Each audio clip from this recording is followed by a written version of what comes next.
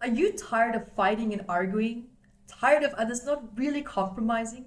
And one of many reasons why people actually fight and argue is because of a lack of a common ground and a lack of willingness to understand someone else's perspective.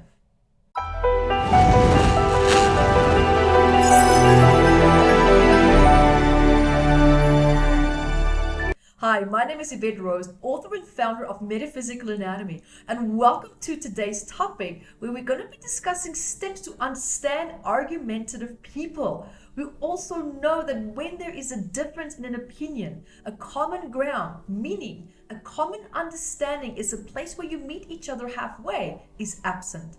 So people fight because they want to be heard, right? There's a need within us to have our opinions acknowledged and also respected and understood. And when our values and our truth are not heard in a way that is satisfying, we become defensive, right? Angry and then ready to defend our opinion, which in reality, what you're actually defending is your identity.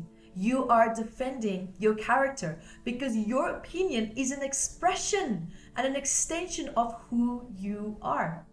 So, when your values and your opinions are invalidated, your self-worth feels invalidated. So conversations can then actually escalate into an argument as we actually subconsciously now fight for our values, we fight for our truth, and also we fight for our character, our identity to be respected. We do actually have some people that might actually be okay with having their values and their truth disrespected, but they are in the minority, right? So others might, and some others might actually feel more validated and more important when they fight and argue for it. Let me explain this one, because this all depends on your state of mind and also the intention when you start a conversation that you know could cause a clash in differences. Right? So when you express your opinion and you expect to be rejected or attacked, then your attitude and the way that you deliver your opinion could actually greatly influence the outcome of your conversation with someone. Right? So if you express yourself and you feel completely detached from your opinion, whether it's respected or not, then you can be 100% sure that you will have a peaceful outcome in a conversation, right? Especially where values now can collide, and regardless of how the other person's reacting, because you have no need to fight for your opinion or to be heard. So you're not, if the other person then starts to argue with you and they start to feel angry and you're just completely detached from the outcome and not needing to fight back for your values and beliefs because you feel so strong, you feel so solid in it, that you don't need someone to believe in it. Because honestly, it's not your job to convince people of who you are. It is not your job to convince people of who you are. They either accept it and they don't. And if they don't, it is not your job to try to convince them and to push them into a paradigm and a way of thinking that's not in alignment with them, because that is when they will get aggressive, because they cannot relate to the place that you're trying to bring them into. So, now, I'm not saying that these kind of debates are, not healthy. In fact, they can actually be a lot of fun, right? Especially it depends on how you handle them. So when things start to get a little bit out of hand, then you're looking at deeper unresolved issues on the part of the person who's triggered, especially if they were triggered first. If you were triggered first, then this will be applying to you. So when someone becomes too rigid, too aggressive, and then probably even abusive, then they are displaying an overcompensation for a lack of acknowledgement maybe. Maybe they feel now that they are out of control of the situation and they use the aggression to regain control again through intimidation. So the lack of this acknowledgement then on this other person's part can often go as far back as to their childhood, was maybe their truth and their opinions have been squashed and ignored, right? And as children, sharing values and opinion may actually even have been punished. Hence the aggression when people tend to attack before they actually give someone a chance to attack them. So the subconscious mind remembers. It always remembers what happened in the past. So do you see that there's actually when you look at it, like these overly aggressive people are actually gearing up to defend their truth, the same way that they probably had to defend it during their childhood. Because if they couldn't defend it, then that's probably what happened, was suppression. So if they didn't have a chance to fight or defend their truth in the past and they had to be silent, then of course now the aggression is an overcompensation for the times of silence. So sometimes these individuals can also become abusive in their attempt to deflect and throw you off topic, right? So at this point, you're going to get very close to something. If that's the case, you're getting close to something that they're trying to protect, and that is their vulnerable self-esteem. That is their character that they so deeply need to have respected, right? So, and it's also probably been overly critiqued in the past. Now, I'm not saying that this is an excuse for their behavior. However, understanding how people think that are very, aggressive, very argumentative, that need, the drama, it really helps. If you can just understand at least where they're coming from, it makes the situation a lot less stressful. There could also be a fear of not being heard, not being understood can be another explanation of their aggressive behavior, right? So when their truth is not acknowledged, feelings of rejection is born, okay? So in most cases, when someone is feeling this way, they become aggressive to actually protect their vulnerable heart and emotional state. And anger is now being used as the source of power. Anger is being used as a source of expressing a boundary. But as if you have gone through my Healing Your Boundaries, Finding Peace Again, which you can find at findingpeaceagain.com, you will know boundaries is an overcompensation of feeling out of control, feeling powerless, feeling helpless, and it creates a false sense of confidence, right? So, and because of course you know how easy it is to say no when you're really pissed off. It's easy, right? Much easier than what it is when you're actually in a really good and happy state. You feel a little bit more challenged. You don't have that fighting instinct to push you. You don't have the cortisol to push you, and the stress hormones being released, giving you that rush to finally just blurt it out and say what it is that you need to say. So just coming back, also remember that someone's childhood trauma should never be an excuse for becoming aggressive. It's not an excuse for being abusive or becoming an abuser or just even being constantly argumentative. Like, I know it's normal to argue, we all do that. But I'm talking when someone is like a chronic, arguer. So I would call like a bit of an argue warrior, right? Because people who argue now based on childhood trauma tend to be stuck in a time lapse. Okay, they're stuck in a time lapse and they've not really fully learned how to let go.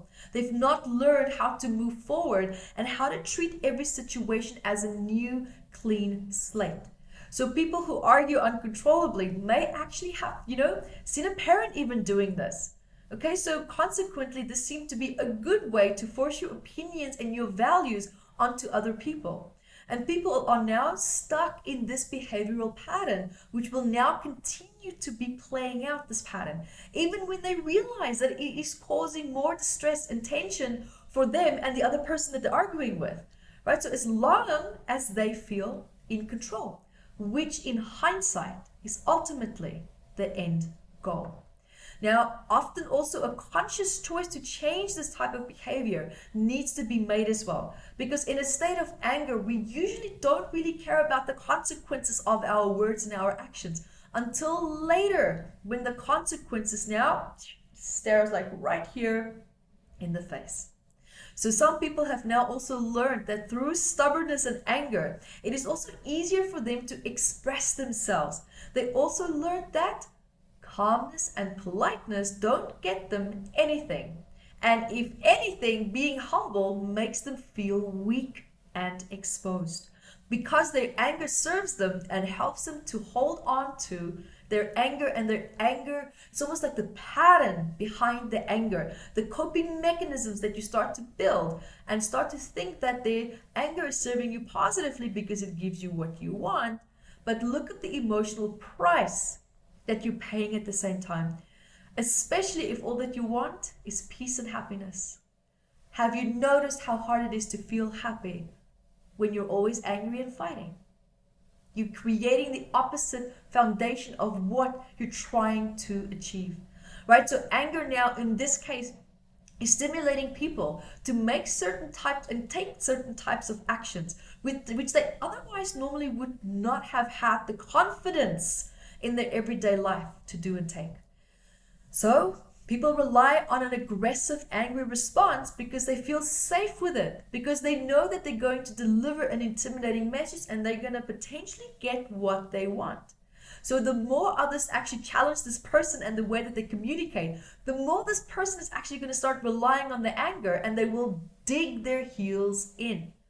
And now for the anger-driven person, the way that they communicate now has served them positively in the past, right? So therefore they hold on to these communication patterns and these rigid values. So when someone's opinion is not respected, they end up feeling exposed. They actually feel humiliated, right? They feel shame and humiliated, and they become defensive as the anger then gives them the false confidence back.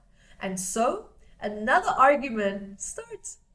Now this cycle only stops when the aggressive opponent, as I would normally call it, right, is when they actually consciously choose to change their ways. Because the aggressive opponent needs to show a willingness to look deeper to understand why they behave in aggressive ways. Because what are the reasons for their fears, values, and truth feeling so defensive? There has to be a reason for that. Has something happened to them in the past? How did influential people, such as parents or family members, anyone that had an influential direct impact on this person, or if it's you, on you, right? How did these people react to you or to this person now in the past when opinions were raised, when truth was being raised, right? So they're coming from a background maybe where children should be seen and not heard. Now, just answering these questions would also help you to be more equipped to understand why a partner or a friend or a family member responds to opinions in differences in such a, perhaps in this case now, an aggressive way. Now, we've been talking about the history, the foundation, but let's also explore now, right? Let's explore how you can start to understand and to resolve these situations. Step 1. The best approach is to place yourself in the aggressive opponent's shoes. What could they be feeling, right? What could they potentially be feeling? Remember that guessing is already a step further than not knowing, right? So you can also try to understand how they feel. Let's forget for a second what has been said in the argument and ask yourself, how does this person really feel? Now, rewind and focus on what has been said in the argument. See if you can actually match their words to their feelings. Normally, you cannot match the feelings with the words because the reason for the aggression of this person, what they actually want to say is something completely different, but they don't know how. So by understanding, the first step is to already have, it's kind of like creating a foundation where a potential solution could be by just understanding and taking the confusion and the anger and feeling under attack out of the equation. Now the person, for example, in this case that feels, challenged, they feel challenged by what they actually needed to say, but they couldn't say it. And as an example, let's say an anger outburst is normally like an indication that the person has a fear of losing control of a situation or a person. And now due to their own disempowered feelings, they access their anger to give them confidence to say what needs to be said or to create intimidation so that they can take the position of control back. So anger can also be a sign of frustration or a boundary failure.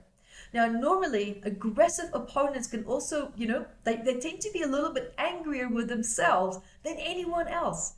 Unfortunately now, this anger is projected onto you or onto others.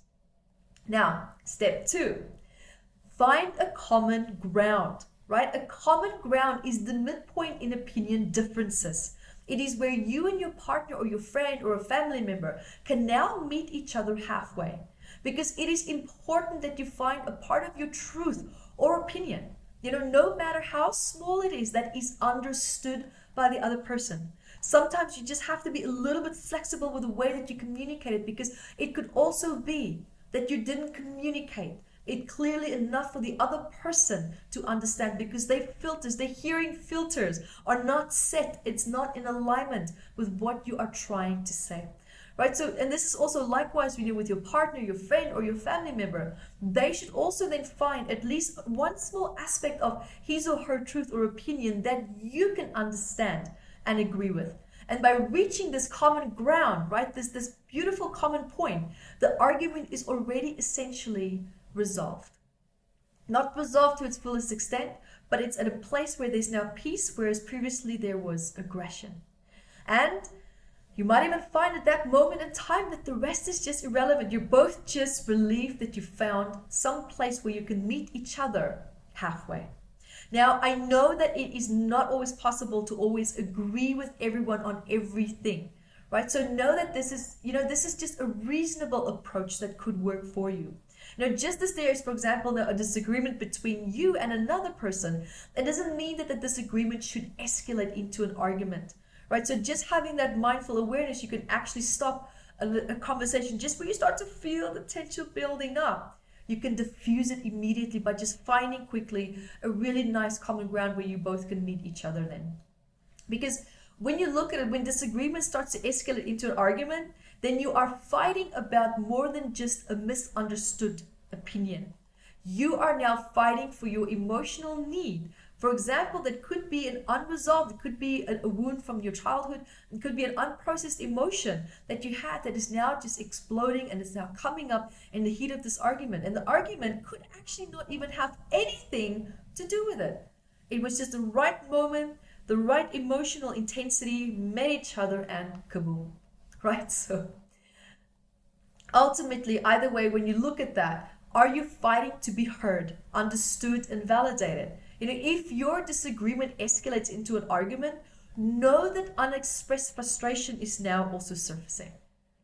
No, I'll repeat that. Know that unexpressed frustration, unprocessed emotions, or old wounds are now starting to surface. Right? Because when you feel at ease with maybe your past, your childhood, your beliefs, your values, then a difference in opinion should not affect you. If you really truly feel strong and confident within yourself, a misalignment in opinion just should not bother you. After all, right, you know who you are, you know what you stand for. Why do you need approval of others? Answering this question also reveals actually a lot about you and why you or someone else feels so upset when there's a difference in opinion. So treading too close to something that the aggressive opponent perhaps do not want to reveal to you can now trigger the aggressive behavior, like what I said earlier. Now remember that the aggressive opponent now deflects by becoming abusive or aggressive, right? Distracting you from the vulnerability that they're feeling. And they might actually have a fear of being exposed, feeling vulnerable and feeling controlled and humiliated. Now step 3. Now, it is acceptable to disagree, right? There are many reasons why we argue. It is acceptable to disagree.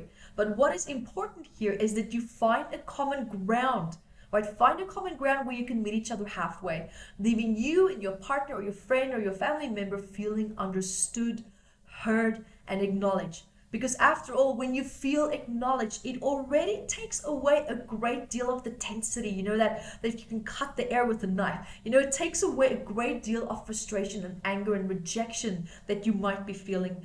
So when you look at it now, right? So in an argument, what I'm, for example, now is saying is just acknowledge how you feel and what you just said, right? It will already release more than 50% of the tension. Or you can just, you can say that to yourself. Or you can say to the other person, I acknowledged what you said, right? Because there are also going to be times when a disagreement becomes too intensive, right? And too regular because of these injustices, because of unresolved issues. And people actually might go their separate ways. And this can also now be acceptable. So now I'm sure that you've also come to learn that you cannot always get along with everyone. And the reason for that is that you cannot control everyone. You cannot control people. But for example, here is that you can now control how you respond, right? But you can't always control others. It's so, so, so important. So please also note that if you run away from it, whatever aspect of the argument you are running away from will only manifest in a new relationship, friendship, family dynamic, co-working dynamic, because if this is an argument that can trigger a wounded part of you. So if you run away, that means that a very deep aspect of you has been triggered, which means if you don't deal with the wounded part, that wounded part can be scratched open and be triggered once again. So you're going to end up becoming the hamster in the wheel. So it's very important for you to also look at, where can I heal something within me that can help me to improve my quality of life and to make progress into the next phase and stage in my life. And then here we also have step 4, right? So never start the blame game. It is important that you are not blaming one another, because blaming one another is now just causing more trouble and confrontation as you continue to start opening up an argument in a new way that the other person feel that they have to defend themselves by blaming, right? So by giving the other person a reason to become defensive, that is exactly what's happening. Now, in their mind, you're actually giving them a valid reason to verbally attack and blame you for certain issues. And the best way that you can express yourself is by starting the sentence with, I feel da da da, when you do X, Y, Z. Right? Because by starting your sentence with I feel, you're not attacking someone else's actions or values or the way that they're communicating. The other person cannot deny in that moment your feelings. Even if they deny their own actions, fine, because it's their actions, it belongs to them. But your emotions, they belong to you. So always say how the other person's actions affected you. Never blame them. Because the moment you start that blame game, they will shut down, right? So selective hearing is going to kick in. They're going to become defensive. And they're going to hear what they want to hear because they're now trying to listen for attack so that they can go to this, so they can defend themselves, because they're going into defense mode state. Okay, so the more that you can compromise, and only in the sense of keeping it about how you feel, the less you're giving them to attack you back. So this is also a really good part and reason for this discussion, to allow them to be heard. Allow yourself to also be heard. That's also very important. Now let's also move on to step 5, right? So repeat what you think the other person said. Oh my God. In my personal experience, I have learned that 80% of my disagreements are instantly resolved when I actually ask the other person to repeat back to me what they think I said. Right? By repeating what you think someone said or what they think you said can already resolve many issues with miscommunications. Right? We sometimes have selective hearing when we feel threatened verbally or attacked or blamed. Right? We all have been there. And your focus is so attuned to certain key words that when you hear those key words, then everything else is just that's being said just becomes completely redundant. And your brain starts to filter out important information because you're now focusing on key words. So key words now that will cause you to feel under attack. So there may be some key words now here that subconsciously give you a reason to become defensive as well. Can actually be very subconscious as well. So be mindful, right? If you be mindful of something subconscious. But what are you telling me? So be mindful that when you start to feel like this intense wave of emotion coming up, just pause a little bit, because there could be something from the subconscious mind that's now being triggered, and you could now subconsciously, through conscious awareness, by feeling the emotion, project that emotion and feeling onto the other person. So, so next time when you are having an argument, try to understand what it is that the other person said, right? What he or she said, or tried to say at least. So it could be that they also use the sledgehammer effect, by saying harsh things to hurt and to distract you from coming too close to their vulnerabilities. Or are they trying to say something else? Do some introspection here as well. So look at the kind of outcome that you want from a disagreement, because when you have these answers, then you can start to work towards achieving this in your disagreements and find a beautiful, nice foundation between the two of you. So set yourself an intention and have a goal with the discussion that you want to work towards. And then we have step 6, So never project and don't allow projection, right? Never allow others to project their beliefs onto you. There's a difference between sharing a belief and projecting a belief. Sharing a belief is meaning you can express and share how passionate you are about it, but projecting means that you could perhaps get angry or very controlling or irritated when someone else doesn't adapt to your belief. Now, people can always share their opinions, and so can you, right? You should never demean others for believing in something that you might not necessarily understand or appreciate the value in the same way as they do. So other people's beliefs and values do serve them in one way or another. So let me use myself as a personal example on this disagreements topic now that I want to explain to you. I'm a very time-orientated person. Because of my busy schedule, I've learned to really pick my disagreements, and I value my time. And there are times when a disagreement, and this is the actual disagreement, not the person with who I am disagreeing with, that is not worthy of my time. Meaning, the topic of the disagreement is just not worthy of my time. And it could also be because I personally don't value the topic enough to exert my energy and my time onto it. Instead, I acknowledge what the other person said, and I normally just say by responding or saying that you have every right to believe that because that is your truth and I respect that. Such a response validates what the other person said, and it's also preventing feelings of rejection because it's never my intention to reject. It's my intention to allow someone to feel heard, but also to politely express a boundary and say, I do not want to engage anymore with that conversation, which is my right and it's also your right. So people with a tendency, to argue are very rigid about their values and their beliefs. And also compromising is very challenging for them. And, sometimes also bad associations with compromising can also be as a result. They brings up old wounds, but they have to compromise, so they fight even more. Forget about the argument. Now they have to compromise. So now you have two issues on your hand. But that is not your problem. If you are on the receiving end, it's not your problem. So guys, especially now, stay tuned to my channel here on YouTube. You can also subscribe at evettevideos.com if you're watching this on a different platform. I would love to stay connected with you as well. You can see all the replays of my videos, healing courses that's free that I also release on my website. You can go to our support forum at matsupportforum.com, where we answer questions from you guys, from the public, and we also share it here on YouTube. So guys, keep sending in really great questions, because this video is a really great example of where I answered a question from someone, from you guys, from the public, which I absolutely love to support and give you as much mental and emotional tools as possible to live a wonderful life and to improve your quality of life. So guys, until next time, be the light that you are. Hi guys, thank you for joining me, and remember to grab your copy of Metaphysical Anatomy on Amazon, 679 medical ailments. And I also wrote about the psychosomatic root causes of that, and I'm spoiling you because I even added key points for you to start looking at important questions that you can ask yourself to start improving your quality of life. And also remember to catch me on Instagram, Evette Rose, 1 with the digit 1, and Metaphysical Anatomy on our Facebook fan page. Bye guys.